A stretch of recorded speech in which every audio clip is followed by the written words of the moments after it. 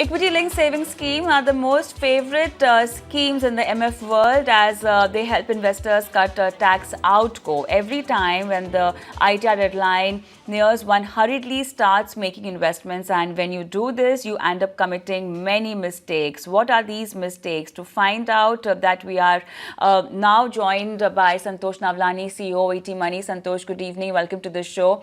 We have talked a lot on ELSS, but then just to begin the conversation, I want to understand, how is an ELSS fund different from a normal mutual fund? Hi, Kavita. So the ELSS fund or any kind of diversified equity fund is not very different from each other. Only difference being the ELSS fund allows an investor to actually claim exemption on the income that one invests in ELSS funds on an annual basis. And the advantage of that becomes that the moment you actually put money, you save instant tax of up to 30% of your investment in that sense. So you get instant return in some form, in the form of tax saving. And second aspect, which actually differs and is very, very advantageous to the retail investor, is that it's a lock-in of 3 years. So we all know most people in equity investments actually don't end up making good return because they don't give time to their investments.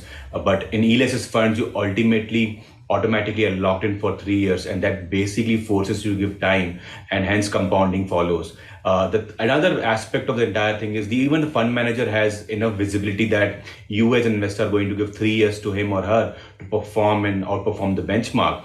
And hence, typically you would notice that most ELSS funds actually generate very healthy double-digit return any kind of period, either 3 years, 5 years, 7 years, or 10 years. It'd be rare to find an ELSS fund actually not delivering on performance. And in fact, I have an observation to make here that even the worst performing ELSS fund over 5, 7, or 10-year period will actually give you higher returns than the fixed income instruments available in the marketplace on tax saving. But when you talk about comparing tax-saving options, Santosh, a lot of people also want to invest in insurance product. And most of these decisions are really taken just before the deadline, and people end up making wrong decisions because of this. But then, if I want to compare ELSS over an insurance tax-saving product, what would that product be? And commonly, it's the ULIP that people end up investing in. But does it make sense to invest in ELSS rather than going into a ULIP and locking yourself there? So I think it depends, Kavita. First and foremost of rule of financial planning is never mix investment and insurance. So if I were to follow that principle to the hill, then I would actually recommend don't ever use insurance products for tax saving. But ULIP, it becomes a gray area in my opinion. It's not that ULIPs are actually bad. They used to be very bad products earlier because of the cost structure. But now there are a lot of ULIPs in the marketplace where the cost structure is quite favorable to the investor. But what happens is the fund performance of ULIP funds is actually not that good. And unless you are somebody who can actually use those funds to really figure out what kind of fund you should be investing in, what kind of marketplace time, and also possibly use advantage of free switch-ins and switch-outs. If you can't take advantage of those features, then ULIPs can turn out to be very bad product for you. So I would say that don't ever mix investment and insurance. Actually keep them separate, far better. If you are a very seasoned investor, you can use ULIPs, but otherwise stick to ELSS funds. Now let's dive deeper actually in ELSS, and I want to understand because we are talking about a tax saving purpose right now, Santosh, does it make sense to do an SIP in an ELSS, or one should be investing in lump sum? Because we also have to keep in mind that if an individual wants to come out of the product after 3 years, won't it be easier to come out in a lump sum way rather than having each and every SIP complete 3 years? Yeah, so if you were to look at that convenience of withdrawal, where when you put in money in lump sum at the end of the year or beginning of the year, and you actually can take that money out all put together into one go after 3 years. whereas in SIP, every installment gets logged in for 3 years. But I think the moment you take that kind of view, Kavita, which is basically you want to only put for 3 years, you take a very myopic view on ELSS SIPs or ELSS funds. I would recommend that one should use ELSS as a tax saving instrument. In fact, most people should be actually maximizing their ELSS funds SIP only when you reach that limit of 8,000, 10,000, 12,000, where you are not getting additional benefit of beyond Section 80C 1.5 lakh rupees, then only consider the diversified equity funds. If you do that, what happens is you actually by definition give 3 years to your SIPs. And if you don't withdraw money after 3 years and have a long-term view, chances are very high that you retire as a crorepati only on your ELSS funds. I'll give an example to you. If you invest in SIP of just 5,000 rupees every month in ELSS funds and continue that for 20 years, and you get a good performing fund for yourself, at a 12% CAGR, the amount turns out to be like almost 50 lakh rupees. If you do the 10,000 rupee SIP, the amount turns out to be 1 crore rupees. Now that kind of healthy compounding will come only when you give time. And if you're able to give that long a time, then whether the SIP is locked in for 3 years or your entire lump sum is locked in for 3 years, it will not matter to your financial goals. You will achieve them for sure. So I would recommend that don't look at that limitation as a negative aspect. Look at it as a positive aspect, because you actually get to give 3 years of your time to every SIP for long term.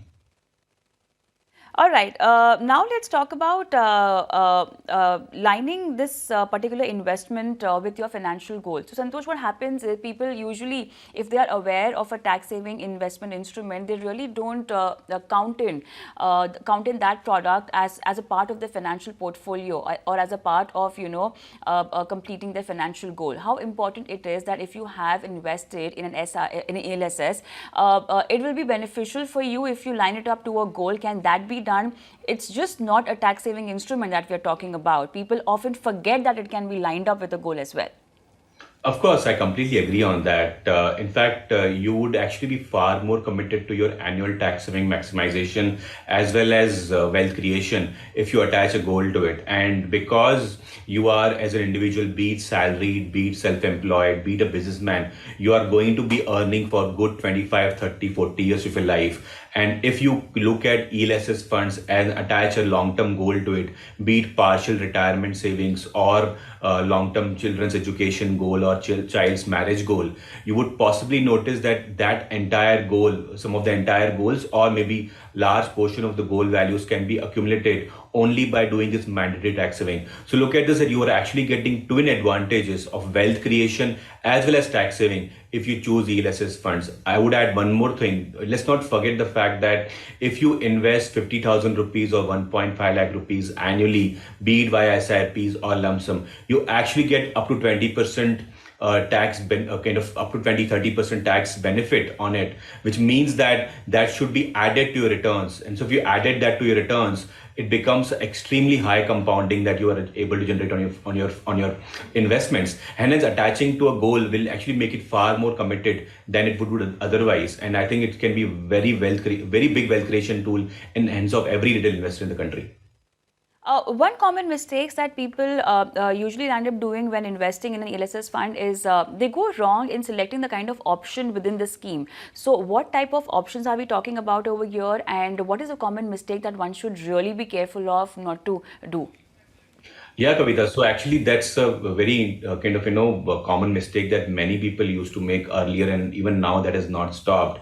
What used to happen is, even today's happens is, many mutual fund companies declare some kind of dividend. It's now called income distribution cum withdrawal plans. So they will declare some kind of payout towards the January, February, March quarter, or for that matter, declare something in the April, May, June quarter. And what will happen is people actually line up to invest money in that fund because they know that some portion of the money is going to come back very fast. So if I'm investing 1 lakh rupees for tax saving, I will get some 5-10,000 rupees back instantly in the form of some payout. And I would actually not put entire money from my pocket for tax saving.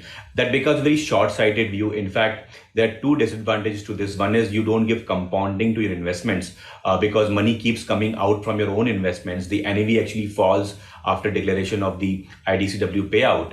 And another disadvantage becomes is in today's times, in last few years, the rules have changed where your dividend on dividend incomes, that as it's classified in income tax rules, that payout is taxed at your income tax bracket. So if you're somebody in a 30% tax bracket, you're going to actually make entire IDCW payout as part of a taxable income, and you will lose compounding again on it. So I would actually say that you should not consider opting for IDCW plans in any kind of investments in mutual funds, be it equity or debt or hybrid. It's far better to you decide when you want to withdraw money as a profit booking or principal withdrawal after 1 or 3 years, depending on the kind of category of scheme, and not fall prey to this gimmick of getting a healthy payout every few months or few quarters.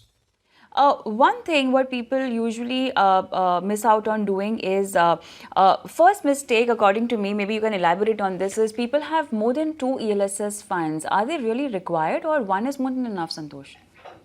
So, Kavita, actually, one of the limitation on industry today is in ELSS category doesn't have passive option. So, by definition, you are forced to choose an actively managed ELSS fund, which means that you would actually be required to track performance every few years. And it may happen that you may start an SIP or make a lump sum investment in a good performing, actively managed ELSS fund a few years ago. And for the new investment, when you're making this year, and if the fund is not performing that you've invested in, you may consider another fund. So it's not an unhealthy practice to have more than two funds or more than one fund. But I would recommend that as you commit to one scheme simply because of one reason, you would actually be making it far easier to manage your portfolio. And if you are choosing another fund for lack of performance in the previous fund, then after the lock-in gets over, migrate that money by redeeming from that fund and reinvesting in the new fund that you're investing. Simply because it make your life far easier. Don't do it for reinvesting or saving money every year by actually deploying money from your existing ELSS funds. Do it only when there is kind of underperformance in your existing fund, and choose a better performing fund.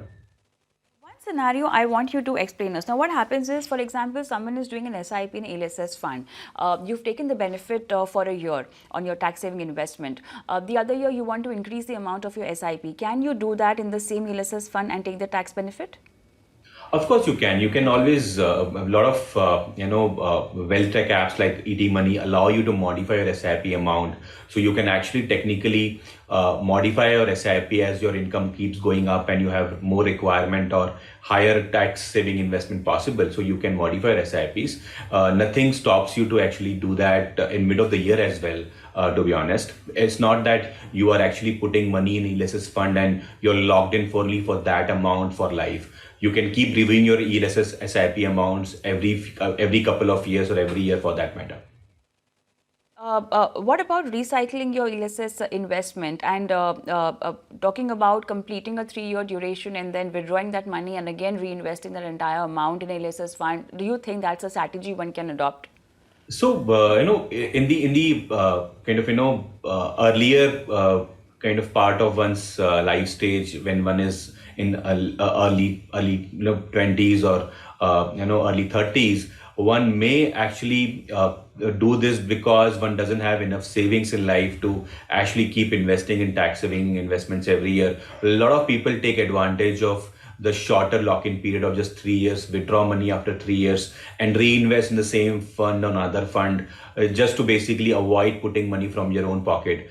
Now that is something which you may do as a convenience, but remember, you're actually harming long-term compounding and wealth creation impact of tax saving investments. I just covered as an example, if you invest 5,000 rupees every year for 20 years at 12% CAGR, compounded annual growth rate, you actually accumulate a corpus of 50 lakh rupees. And if you do 10,000 rupees every month, you accumulate a corpus of 1 crore rupees at 12% CAGR. Now, why would you want to disturb that compounding is a question that I would ask for somebody who's trying to recycle funds. If you are having financial difficulties in a specific financial year and not able to make new investments, maybe you'll kind of use that kind of advantage of shorter lock-in period of ELSS funds.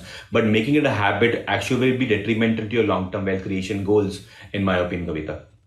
Not a specific question to ELSS, but then tax-saving investment in general, just to sum up the conversation, Santosh, should one be really borrowing money to do tax-saving investments?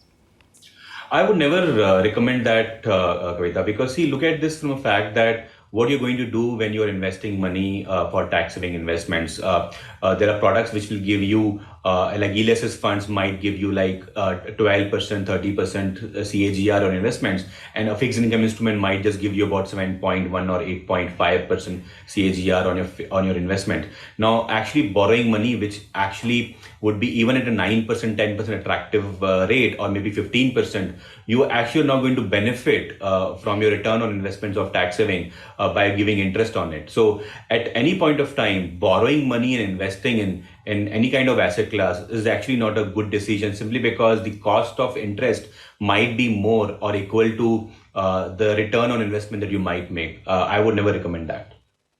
All right, so that will be all. If at all you want to invest in ELSS fund, tips and tricks to go right in this tax-saving investment instrument. Thank you so much, Santosh, for Thank you, being on our Kavita. show today.